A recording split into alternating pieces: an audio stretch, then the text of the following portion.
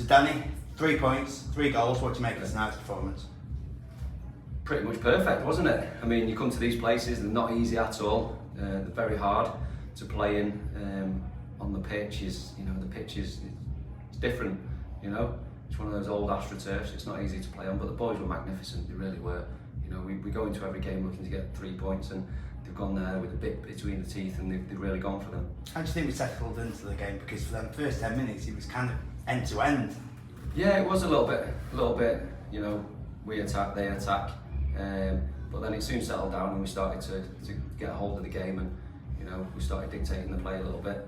And obviously, just after the 10-minute mark, James Berry McNally went down in the area. Yeah. Big shouts from the Silkmen fans behind that goal. Did you see it? And if so, it was a clear penalty. It was a clear penalty, and then there was someone videoing it and taking pictures a little bit further down from us. It showed us a few pictures, Stonewaller, and then even the referee's assessor spoke to him after the game because they know him, and he said, yeah, it was a Stonewall penalty from the opposite side that he was looking at. So, just unfortunate we didn't get it. We needed a goal to settle this, didn't we? Upset Danzy, he's proving to be an inspiration with the set pieces. Great striker, wasn't it? Yeah, he's a top pro. He's played at the highest level, so we know what Danzy's got to offer.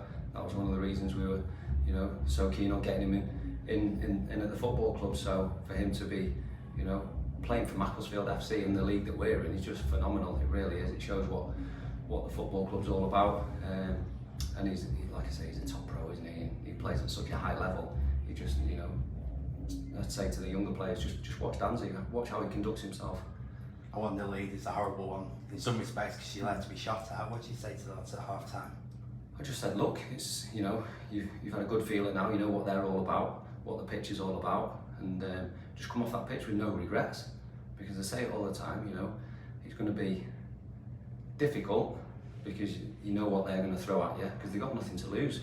But I thought the lads stood up, and they were all counted for, threw the bodies on the line. But then on the flip side, we played some good football, worked some great attacks, and I think we got the 3 points in the end because we deserved them. In your opinion, how close to being the perfect counter-attacking goal was our second strike?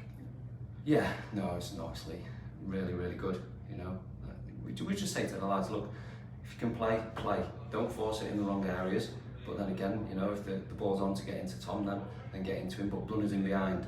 Really big emphasis on that this week in training on Tuesday, running forward and joining in. So it was good to see that. Now you brought Keelan and Max on during that second period. Obviously, we know that Keelan went on to get our third. But when you made them substitutions, how did you hope that they would influence the game? We know what Max is all about, and we know what Keelan's all about. They just bring that extra energy. James, he was fantastic throughout. Obviously, defensively, that's not his game, so we were just worried about that side of it. So for Keelan to come on, he does get up and down and puts a real shift in. And I was so happy for him to score. He deserves his goal. He's been working tirelessly. Did a bit of finishing on Tuesday after training.